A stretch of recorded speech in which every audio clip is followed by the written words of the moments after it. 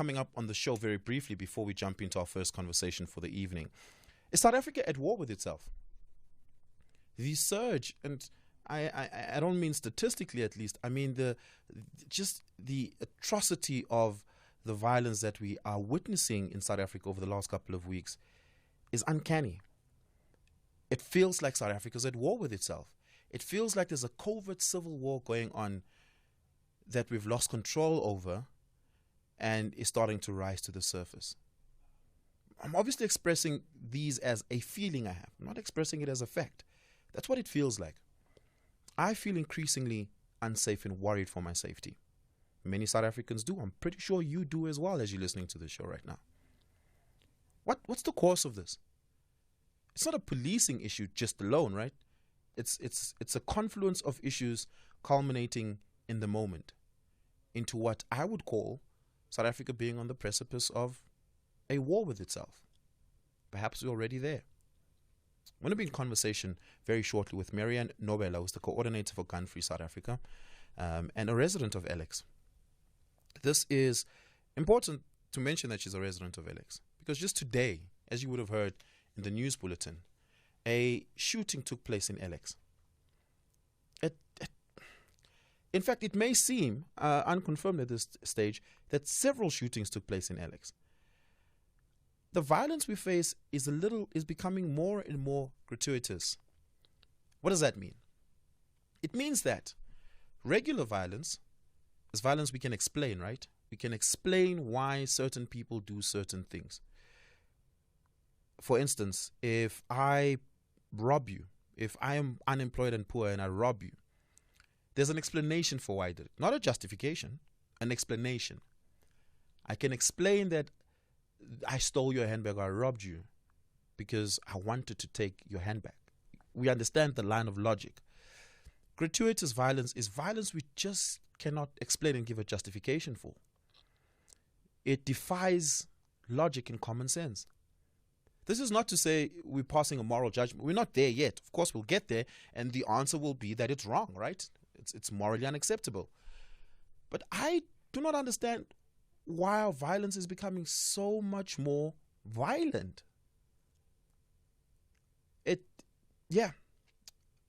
Three people were walking from SAfm home today, and amongst them was SAfm station manager, Takalani Nemangongwe.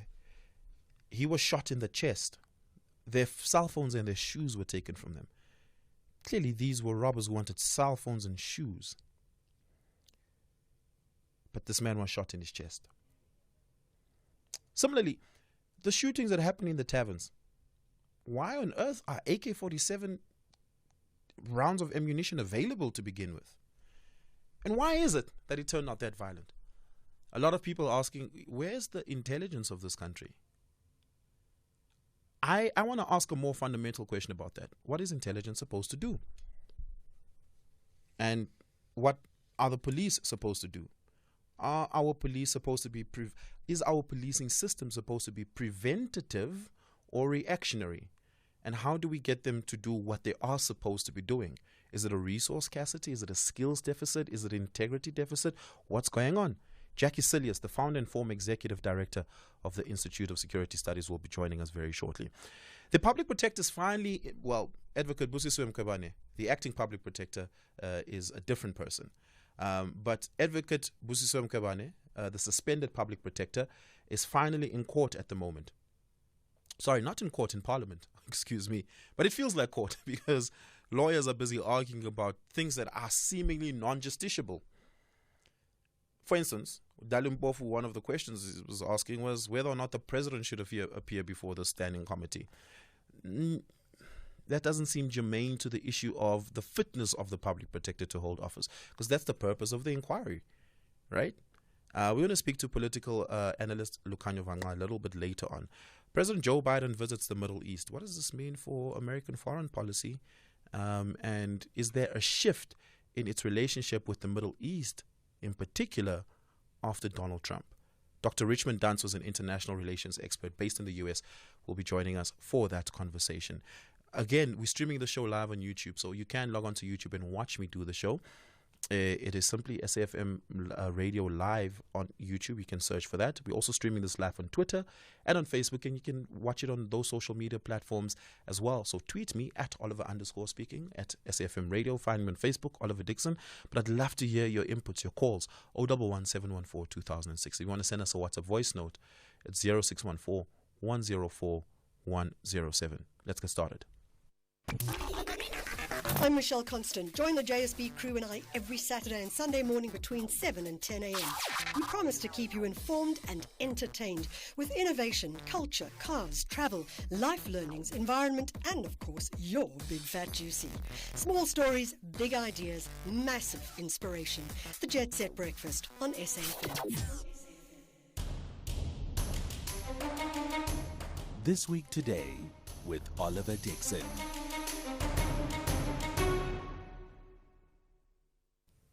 It is 13 minutes after 8 p.m. this evening, and we are joined by Mary Ann Nobela, who's the coordinator of Gun Free South Africa.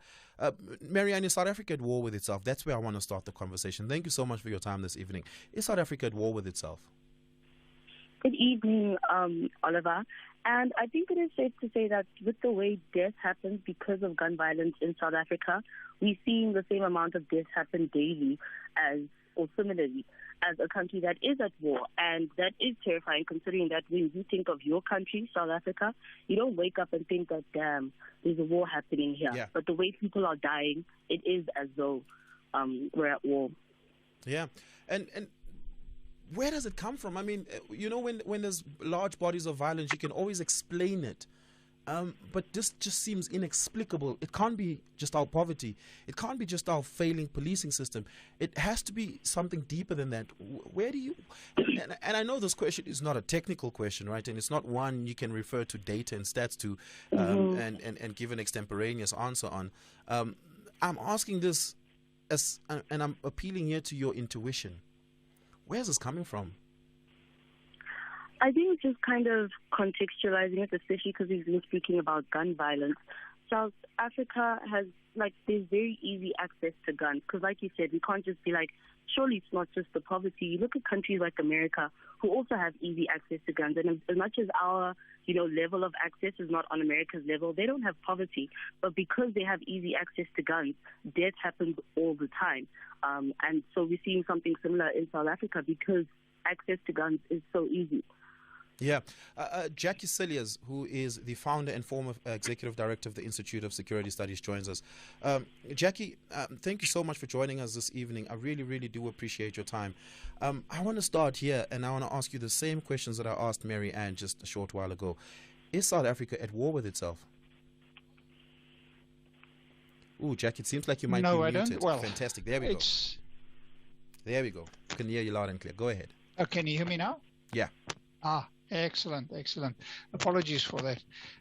South Africa, faces a combination of factors. So we all know the structural drivers of instability and violence, unemployment, inequality, poor governance, and so on and so forth, that have become heavily politicized, and then you find triggering events. Now, in the case of July of last year, the triggering event was clearly the arrest of former President Zuma and the efforts by supporters of him then to create mayhem and chaos. So these kind of mass outbreaks that we see is really the result of a combination of factors. And if tension in a society is so high, then something, it gains a momentum of its own. Now, compounding with that is the inefficiencies and within the security agencies. The fact that the security agencies are incapable, underfunded, poorly managed, badly led, and so on and so forth. So it's a combination of issues. And let's delineate some of those issues. The structural drivers. Yeah. Can we delineate some of those issues? What would you say are chief amongst them? I think what allows what has allowed violence in South Africa to spread to the extent, violence, instability, and so on, is the is the poor management, in a sense, with that we've seen within the police system over, let's say, the last decade. Yeah. Because you have a system where you don't prioritize the issues like detectives. You can't fix your public order policing. Your weapons that go to criminals largely come from the police. So you have a police system that is entirely unable to respond, to deal with. Remember that although there is tensions that lead to violence, very often the components that are behind and that exacerbate that violence are organized criminals and ordinary people that take advantage of that situation. And if you have a police system, a criminal justice system, where there is no accountability, then there is you can take any action. I think something like, I can't remember the exact figure, but it's something like 13% of murder in South Africa is resolved. Now, therefore, there is no consequence management. Criminals know that they can get away with almost anything, and that's exactly what is happening in South Africa. So above all the structural drivers, above all the other issues, or the corruption and so on within the governing party, the poor leadership, all of those kind of things, which we talk about endlessly, you have a country that, in a sense, has been put over a tipping point by the combination of COVID and all of these issues.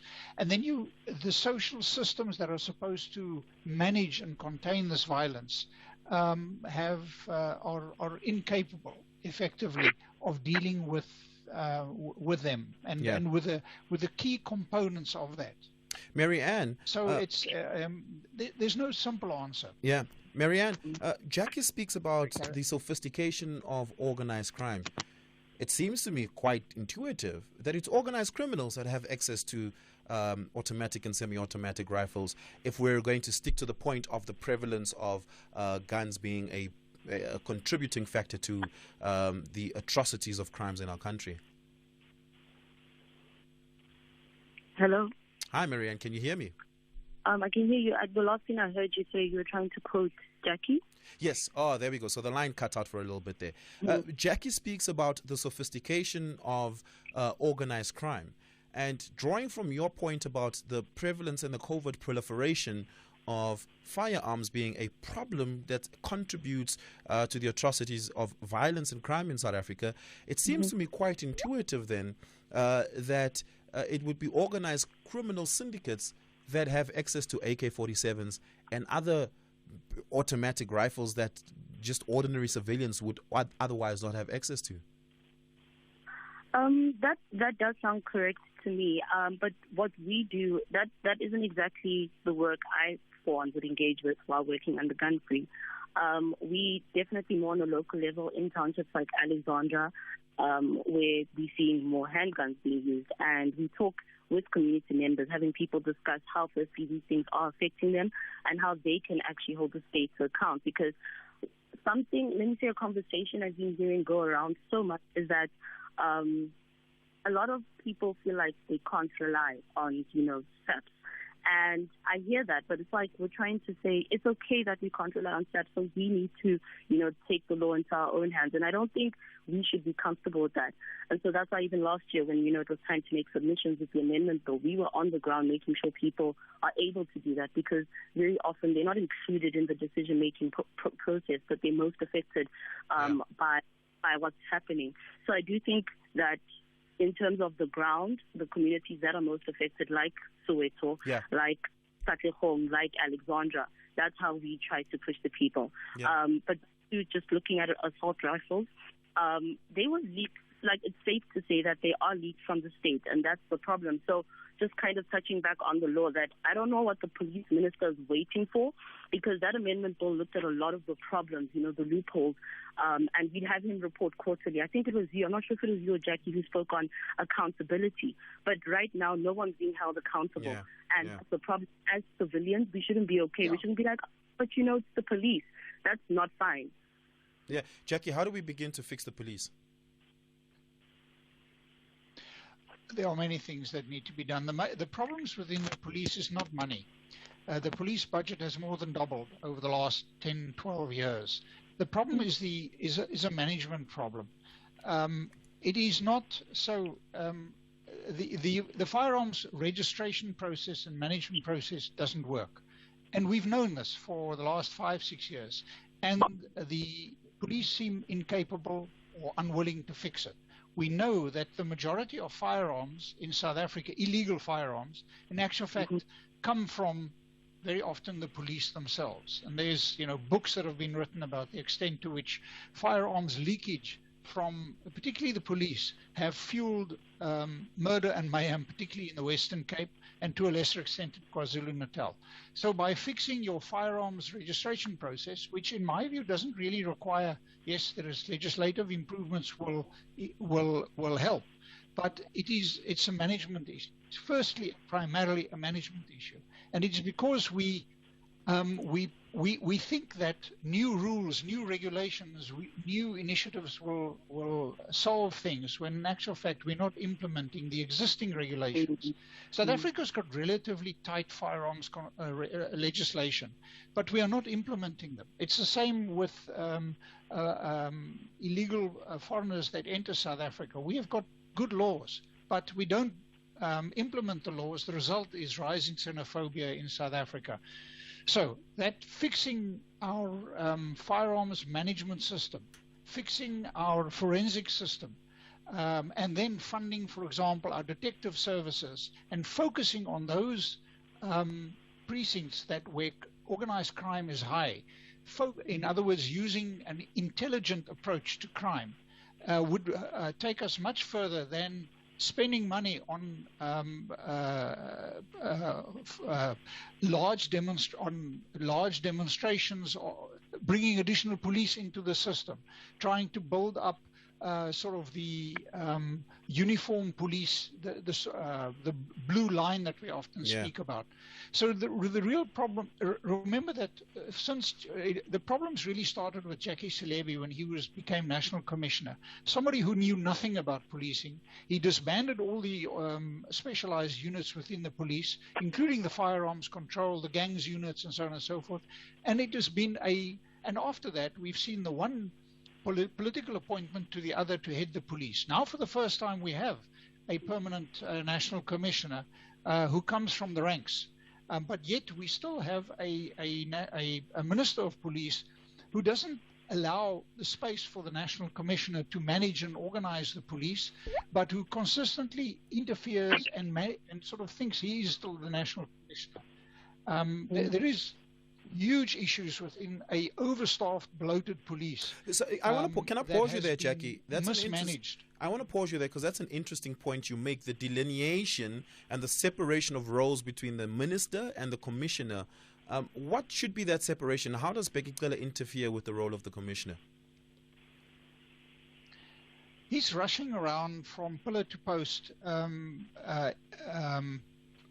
at roadblocks, telling the police, appearing the whole time at the forefront of crime management, crime prevention efforts. That is not his job. His job is to provide political cover, to oversee policy, and so on and so forth. The operational management of the police should be left to the national commissioner, the provincial commissioners, and local stations. And what we should be doing, we have a significantly over-centralized police in South Africa. We've got one of the largest centralized police agencies in the world. Which is very overinflated in terms of ranks. Yeah. We should be pushing police down to where the crime is, and we should be focusing attention on those precincts where crime is highest. And it's not about uniform policing. It's about detectives. It's about fixing forensics. It's about working smarter, getting data to be able to inform, not intelligence, data. Where does the crime happen? What are the patterns? That's so what's the difference then between between data and intelligence, and how are they used differently? Okay, we often speak about crime intelligence, but it's really about information about organized criminals. That's really what it is. Because the difference within policing is that you need information that eventually can stand up in court. And that's the work of detectives. So using the term crime intelligence creates, I think, a little bit of a... So there is that information, inside information about organized crime, who's going to do what and so on and so forth. And then there is crime data. If you do not have data on where crime happens, at what time of the day, in which precinct, and so on and so forth, you can't combat crime. Now, lately, crime data in South Africa, which is released every 4 months. That's better than once a year. But crime data should be collected and released literally on a weekly or a monthly basis, because that's what the police respond to. They respond to where the crime is happening. It happens from 7 to 10 in this area because there's a lot of shebeens, or whatever the case may be, and that's how you deal with some of your aspects. So those two components are hugely important. Detective work, analysis work, and then data work on trends. And we have neither of those in South Africa because we tend to focus on roadblocks and policemen and women in uniform that stand, and they contribute very little to combating crime. Yeah. I want to ask you this question, Mary Ann, as we wrap up the conversation. A lot of people, it's quite clear that part of the exacerbation of violence in the country stems from, as we've established, the prevalence and easy availability of firearms. You also then pointed out that a lot of these firearms, leak out of the police force into the hands of criminals. My question then is, how do we look? A determined criminal that wants to get a hold of a gun will get hold of a gun, whether or not there's a law that prevents him from doing so. How then do we prevent and make it more difficult for criminals to get a hold of guns? Well, I think we need to go back to just, I'm not too sure which one of you brought it up, but the problem. This is an upstream issue. And I mean, right now, the data does say that, over 20 guns go missing every day in South Africa. And the gun isn't something like, I don't know, like a light bulb that's going to die eventually. Guns are reusable. One gun doesn't mean one death. It could easily mean multiple deaths. And so when I say these guns are getting stolen, I mean from civilians and even private security. And so if we're seeing that is the tap, we need to close it. We need to make sure that... How do we do that? Well, firstly, stricter gun laws, which is something I had been pushing on since the beginning of the conversation. Yeah. The amendment bill that was proposed last year really does tackle a lot of South Africa's gun issues, or looks at the loopholes that are currently causing the problems we see. But so can we crystallize this? Because it sounds very complex to me, right? I really want to get as simplistic a view of this as possible. What should a security company, a private security company, for instance, do different to prevent its guns from being stolen? Firstly, so certain security companies, and I don't want to name, but I have a friend whose dad works for one, and so he's able to bring his gun home. Things like that shouldn't be happening. If you're using your security, it's on the job, and I think it should be the same with SAfm. I have another friend whose stepdad held her and her mother using his work gun, and he almost killed them. He was shot dead, but nevertheless, if that didn't happen at all, no one would be dead right now. And so looking at those type of things, that this is an on-the-job work, and if it means being strict about signing in, signing out, making sure they're being searched, I think that would be a start. And same situation with having a gun in the home. I mean, who's monitoring civilians that they're keeping their guns in their safes? So I think looking at who can have guns firstly is the first limit we need to put control of, and how many guns who can have is another thing we need to look at in order for us to close the tap or make sure that not so much guns are coming out of this tap. Once that tap is closed, then we can clean up this pool of illegal guns that are killing the Joshua Mbatas in Alexandra. Yeah, absolutely. Look, this is an incredibly complex issue, the issue of violence and crime in South Africa. Our safety and security is, as Jackie, as you said at the start of the relationship, one that is a multiplicity of issues that come to a confluence of moments that lead to the disaster that we have at the moment. So we're not going to be able to exhaust all the complexities of it in one conversation. But I do thank you, Jackie Cilliers, for your time this evening. Really do appreciate it. Mary Ann Nobel, I really do appreciate your time as well this evening, unpacking this conversation. What do you think, as you were listening to this conversation, about what some of the solutions should be? Give me a call, 011 714 2006. I'm also taking your WhatsApp texts and WhatsApp voice notes, apologies, on 0614 104 107. Do tweet me as well. It is at Oliver_speaking, and you can find me on Facebook as well. It is simply Oliver Dickson over there. On the other side of this, we speak about Public Protector Busisiwe Mkhwebane. Hi, my name is Khmotso Keiji Mwekitsi, your host for Seasons, every Saturday and Sunday between 10 and 1. You will hear me playing this.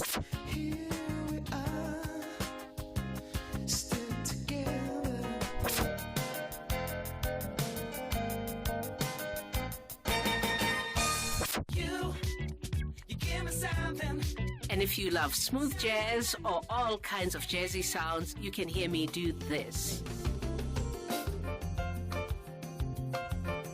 Seasons, every Saturday and Sunday between 10 and 1. Oliver Dickson on SAfm.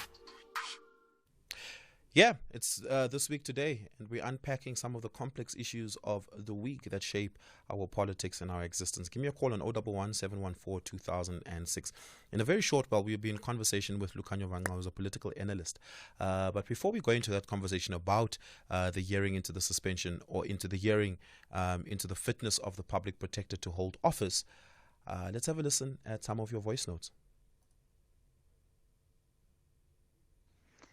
Hello, Radio South Africa. We are not on our own fighting our own battles, inflicting our own injuries on our own. The problem is the ANC-led government. Where on earth could you find a country that all Tom, Dick and Harry flooded in that particular country, and when they are there, they group themselves, they make the country ungovernable? I think it's a shame. You cannot do this in Zimbabwe. Even the Zimbabweans ran away from Nangangwa. You can check Lesotho. They are not doing that in Lesotho, in Swaziland, in Somalia, in Bangladesh, in Pakistan, in Mali, in Central African Republic. You can't hear anything. So ANC is a problem. I don't know, to be a member of parliament is a passport to heaven or what. Because what they are fighting is to occupy that high seat on the expenses of the poor on the ground. When it's voting times, they even sleep in the shack. I think it's a shame. WP Ramudel and Pope. It is 34 minutes after 8 p.m., 25 minutes to the top of the hour. Thank you so much for those voice notes. We'll play a few more of them in a very short while. Hearings have began into the fitness of the public protector to hold office. She's being represented by Dalim Mpofu. This is Advocate Busisiwe Mkhwebane is being represented by Dalim Mpofu in Parliament. A very important question around the process is emerging, whether or not it is itself a process that is useful. But an interesting view was fronted by Lukhanyo Vangqa, who joins me for this conversation. He believes that in 3 or 4 years we will regret this process, because what it will do is that it will force incumbents of the office to self-censor for job preservation, and they'll become afraid to investigate, especially the executive, without fear and favor. Lukhanyo joins me for this conversation. Lukhanyo, why? I think good evening, Oliver. Thank you for having me. Sure. I think for 2 reasons. The first one you've highlighted, that the people that might be in that office at a particular time in 3 to 5 years might actually remember what happened to PP Busisiwe Mkhwebane in the way that they do their work and undertake their responsibilities, and would probably self-censor for, as you're saying, self-preservation reasons. The second one is that the dominant faction that might arise after this one that everyone seems to like might also remember that if you have a PP that is an irritant to you, the option to remove her is on the table. So you could always go for that option. So if, for an example, we go to December in the ANC conference and somehow Ace Magashule becomes the winner of that conference, he will remember that he has the option, or whoever is has the option to remove a PP. So it's for those 2 reasons that I think what Parliament is currently doing is mutilating Chapter 9 institutions there, because my belief is that this doesn't only extend to the PP, but also an important office such as the AG as well. Yeah, look, what you're describing is not uncommon. It's happened in South Africa before. The Scorpions became an irritant to the political office bearers, and they got rid of it, right? And it was replaced with something else that we're unsure if it's the best form of itself, configuration-wise. But surely the question around the fitness for the public protector to hold office is a real one. We should not then say, oh no, not to make them scared, we should not ask this question. Busisiwe Mkhwebane has had a terrible time in office.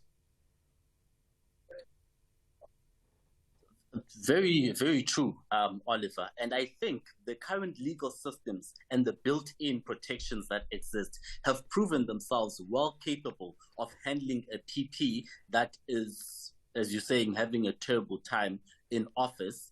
And what has happened in that instance is that there've been numerous personal cost orders that they've been able to deal with or to put in place to deal with the PP that is, found to have misapplied the law. Also, the judicial review process for the reports of the PP have also proven themselves, to be a built-in fail-safe mechanism that has been able to work.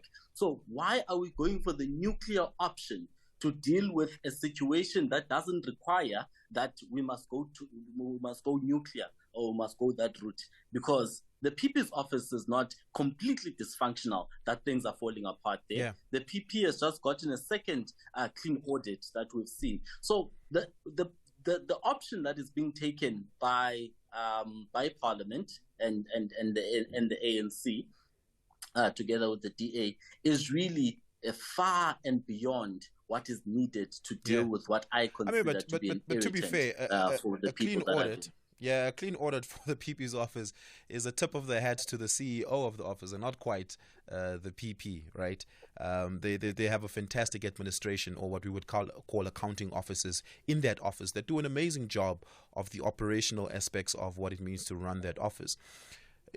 I hear you that the nuclear approach is perhaps... Oliver, yeah. Actually, on that point, the PP is built different. The CEO of that institution is the head of administration. However, the PP remains the accounting officer. They've built it differently from departments with the minister and the DG being the accounting officer. In that one, the PP is the accounting officer, so she takes all credit for that. Okay, but still, the day-to-day signing of checks and making sure that the PFMA is being followed is the primary responsibility of the CEO. It often does not get to the PP. In fact, the PP deals with the substantive work of managing and running and leading an investigation team, right? Yes, that's true. Remember, accounting officer is who is ultimately responsible for how funds are expended. And also, a clean audit doesn't only speak to, Oliver, the finances of the institution. It also speaks to how the resources of the institutions are managed. It speaks to IT, it speaks to HR, it speaks to finance and all of those things. And the PP must be given credit for that. Okay. She must also take the blame where blame lies at her door. She must also be given credit when it's well earned and deserved. Yeah. Okay, moving on. Your argument, Lucanio, is that we have a rigorous appellate system that will self-correct where the public protector fails. But the problem is that the public protector has failed too often on too many sensitive matters. Surely we need to become preventative of such failures. That is to say, to not have a PP who will likely boggle up an investigative process where the courts ask questions about just at a basic level, is this person capable of leading an investigation? And if that is something the court says that the public protector is incapable of doing or does not do well in too many instances, we must then ask the question, surely there's another person who can do this better, right?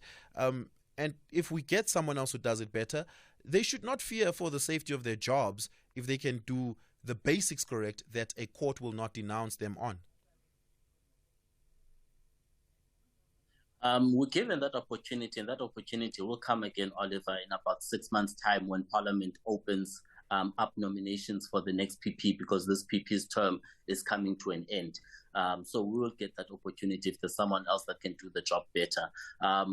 Secondly, the PP has not boggled up as many cases as we are led to believe. I think there's only about 4 to 5 cases in which the PP has lost and the court has found fault with her processes or with her application of the law on those. However, the PP has really completed a lot more cases as well that have, stood the test of time, have not been reviewed and set aside by any legal processes. The PP actually has completed the highest number of cases than any other PP before per annum in the past year. So the PP's office has the challenges that it has with regards to those 4 or 5 cases. It has the challenges that it has with regards to how the PP applied the law in those cases. However, the PP's office is not at all dysfunctional, Oliver. And from the sheer number of it's not that dysfunctional. the PP has been able to handle, that yeah, the office is not dysfunctional. Just that the incumbent who leads the office is one that is seemingly not suitable for executing that role.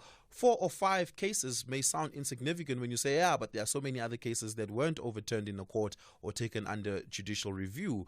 But when those cases are, high profile in its political nature, one has to then ask, why do you get the high profile cases wrong? Why is it that the deeply politicized cases are the ones where your investigative process suddenly is unsound? And I think that's what we need to caution against, Oliver, because now it would then seem that in those 4 or 5 cases is who were the people that were involved in those cases that we suddenly care so much that the PP has been unable to fulfill those to the best or to the extent that they are not reviewable. And that's something that we need to guard against, that we're not more worried about who the PP is investigating or was investigating in those cases, and that's the reason why we are calling for the PP to be removed. I can tell you now, myself, I've looked at the PPs in those cases and had my own questions. But even in that process, if you listen to the proceedings that happened in Parliament, even the judges themselves got the facts incorrect on that regard in how they criticized the PP. In those cases, the PP has not shown herself to be extraordinarily dysfunctional or hopelessly incompetent as an individual. That has not been made out as a case. Where the PP had erred to such an extent that it would earn the ire of the courts, she's been given the necessary personal court orders that have been put against her. But I don't think that for the sake of this country, it's desirable that the Parliament should mutilate the Constitution in the way that they are doing to deal with something that the legal systems, as I've said, has proven itself able to self-correct and be able to fix right. If the PP, Oliver, was said to be running amok there, wielding axes and all of those things, where there was nothing else this country could do but to get rid of her as soon as possible, I would understand that. But my argument is that is not happening. Let's allow the PP the last few months of her term to expire, and then we can look at the next PP and we can learn from the PPs that we've had so that we can have a better PP that we want. Yeah, we don't need to mutilate the Constitution to achieve that. Just 2 last questions. Do you think Advocate Busisiwe Mkhwebane had intentionally or unintentionally or inadvertently involved herself in ANC factional battles? I don't believe so. In the very same vein that I don't believe Thuli Madonsela had involved herself in the internal factional battles of the ANC and how she found consistently against President Zuma. I don't think that she did in this way. But we can probably say or see that there are different ideological outlooks between the former PP Thuli Madonsela and the current PP, wherein you can call Thuli Madonsela a liberal, neoliberal ideological outlook, and Busisiwe Mkhwebane, you can say she has a more Pan-Africanist, Black consciousness outlook. So the way that they bring that approach to the office would be different. And for us, what in Busiswe Mkwebane's reports suggest that she's a black consciousness Pan-Africanist? It's not reflected in the report. However, in her articulations, I mean, she was at UWC to speak to the students there, and we've seen the way in which she had engaged the issue of transformation in the country. Actually, you can even see it in the reports, the way that she had asked for the CIX report to be implemented, and also for the change in the constitution, so that the Reserve Bank focuses on both inflation and job creation. So yeah, and with those ideological outlooks, those are more Pan-Africanist than black consciousness. And isn't that perhaps... and that's different from... Isn't that perhaps the problem? Because in the CIX report, the court said, but you had no business telling the Reserve Bank that its mandate needs to change. That is beyond the scope of what you were asked to investigate. I wouldn't think that's a problem, Oliver, and this is for these reasons, right? When the Zondo Commission just concluded now, they've also recommended constitutional changes in the electoral system and the way that we elect. Perhaps it's also not their business to do so. Perhaps also Raymond Zondo had no business telling us that the electoral system needs to change. Just that thing happening in another place doesn't make it right.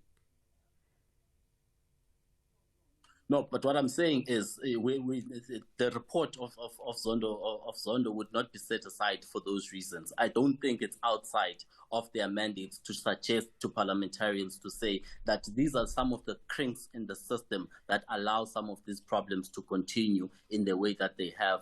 The suggestion then would have been made, and not in a very binding manner that she did, but to suggest constitutional changes, to suggest constitutional amendments, to even suggest legal changes as well to legislation.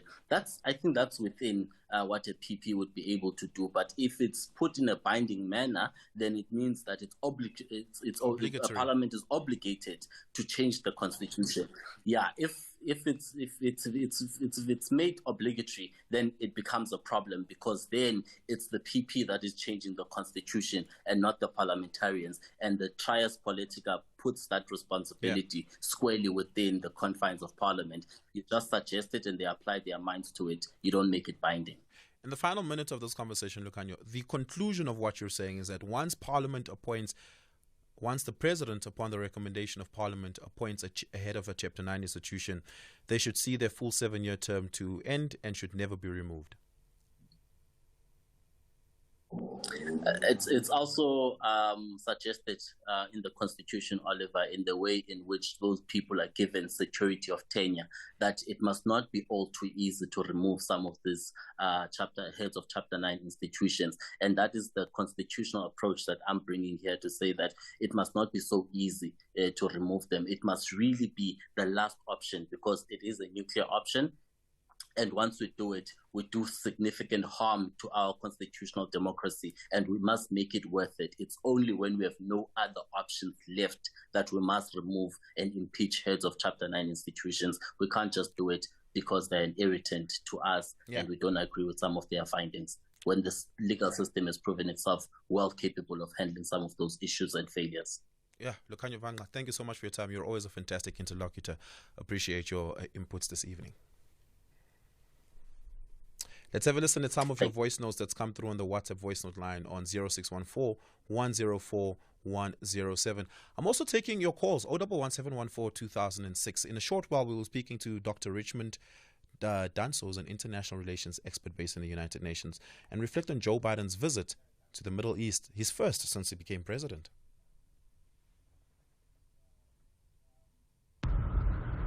Hi, Oliver. I don't understand how we have a post for a public protector who's not independent of the executive. I mean, come on. If I am an executive and there's someone who can investigate me, and I have power to, to suspend that person, I mean, I'm going to do it as soon as I know that I'm in trouble.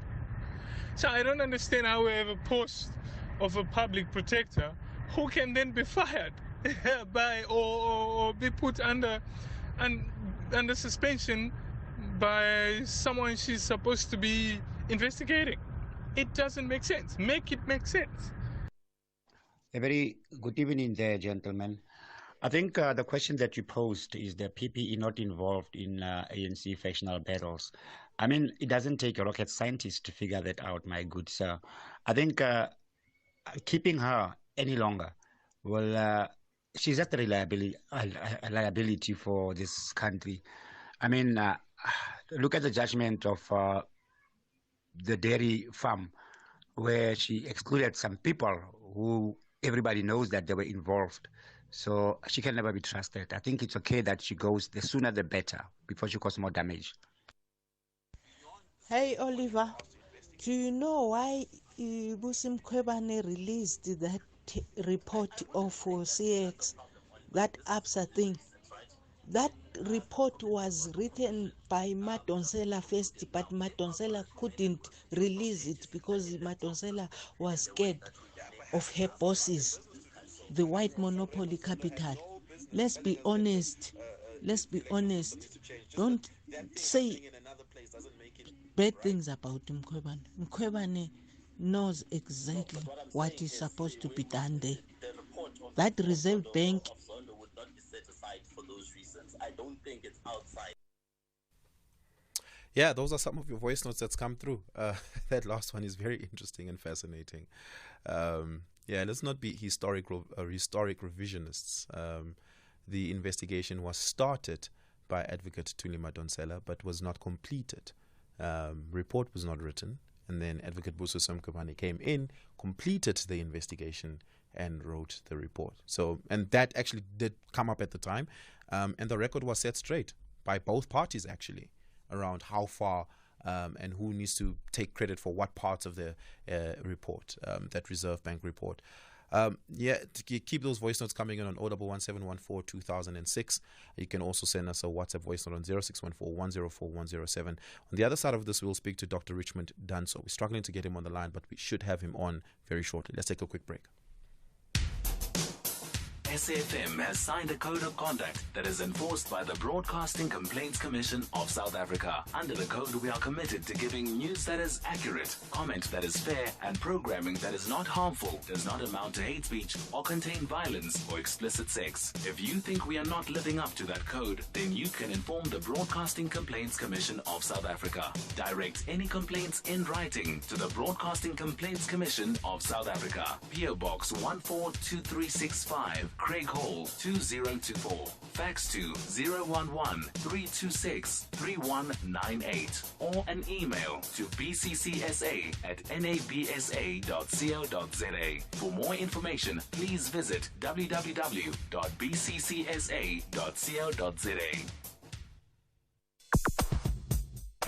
For unskippable, no clickbaiting, and cookie-free, with lots of real followers and likes.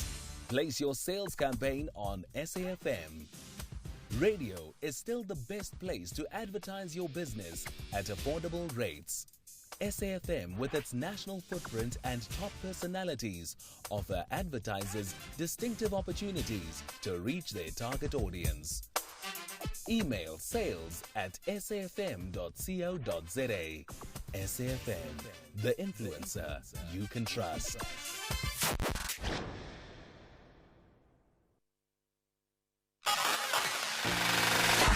The global theme for Mandela Month this year is do what you can with what you have, wherever you are. You have a limited time to stay on earth.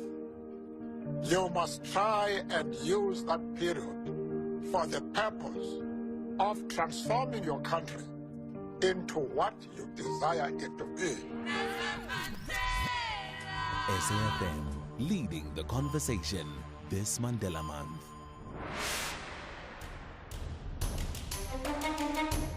This Week Today with Oliver Dickson. President Joe Biden is on his first visit to the Middle East. And it's a significant visit after all of those 4 years of Donald Trump.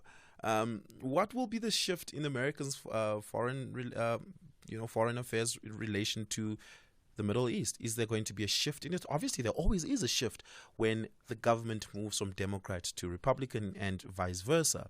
But what will that shift be? What will be the approach of Joe Biden's administration to the Middle East? Dr. Richmond Danso, an international relations expert, joins us for this conversation. Dr. Danso, what will that shift be? I think it's going to be the typical, as you mentioned earlier on, the Democratic-Republican shift, right? So whilst Trump was a bit more confrontational, Joe Biden is trying to use the diplomatic line of action to engage the Middle East. So it's going to move more from the hardline approach of the previous administration to a bit more of diplomacy, and that is very typical of the Democratic Party. Yeah. Energy is still a crisis between in the Middle East and its relationship with the global North. Nuclear proliferation is still a fear that the American government has. Donald Trump had that fear. Joe Biden has that fear. Barack Obama had that fear. What should be the approach to those conversations now, especially given the backdrop of the Russian invasion of Ukraine?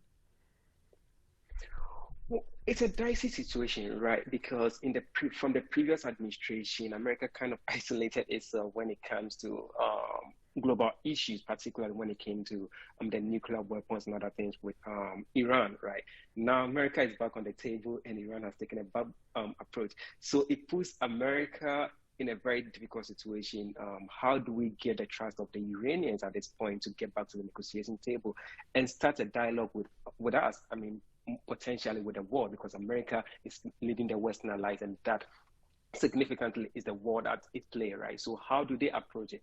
I think it would take a lot of effort to win back the trust of the Iranian government. It would take a lot of diplomacy. It would take a lot of backroom conversation to achieve all that. And this has been heightened also by Russia's invasion of Ukraine, right? So now countries around Ukraine are also very, very careful, very skeptical of what might happen, right? So it puts everything in context and puts America in a very, very difficult situation. But I think it also brings out what could potentially be America's strategy moving forward, right? Are they going to lead the world in a way that is very inclusive, right? Yeah. That includes the European nations, that include developing nations, that include how much of alliance can they build. I think that's the point I'm trying to build out to. That remains to be seen. We can only speculate, but that remains to be seen. Yeah. And just a final question in the last minute we have. Israel-Palestine is a grave issue, a thorn that has been at the bedrock of American politics in relation, foreign policy in relation to the Middle East. That conversation hasn't shifted any more today than it has at the time Joe Biden was deputy president or vice president. Approach there should be one that should solve it now, right? He's the guy to solve it. It's not his first time in the White House. Can he do it? I wish anyone could solve the Israeli-Palestinian issue. I mean, when he said that, I kind of smiled because it's a difficult situation. I think he'll do his best to appease both countries, if I put it that way, although Palestinian technically are strong regarded as a country, but at least the right word to use, appease both parties, right? But in doing so, one party feel more aggrieved than the other. I think the power dynamics here is uneven. So how much of that will be at play? How much of that will one part of the agreement be willing to concede to the other? I mean, these are technical issues. These are difficult issues Joe Biden needs to address. I don't know if he has the power to do it. I don't think anybody has the power to do it. I think it's mostly between the Palestinians and the Israelis to come together and agree on things. America can only facilitate. I don't think Joe Biden will have the magic words to turn things around. Yeah. Fantastic. Absolutely. Dr. Danso, thank you so much for your time this evening. Really, really do appreciate it. And that brings us to the end of the show. It's been fantastic being in your company. I'm back with you next week. Do tweet me and follow me on Twitter at Oliver_speaking. It's time for your news with Kamukhela Teledi. Independent and impartial. This is SAfm News. Thanks, Oliver. In your top stories, Economist slams plans for a second power utility and China's GDP hits a slump in the second quarter. Good evening, I am Kamukhela Teledi. Energy economist Lungile Maschele has slammed the governing ANC's plan for a second state-owned power utility. Speaking during the SACP's 15th conference,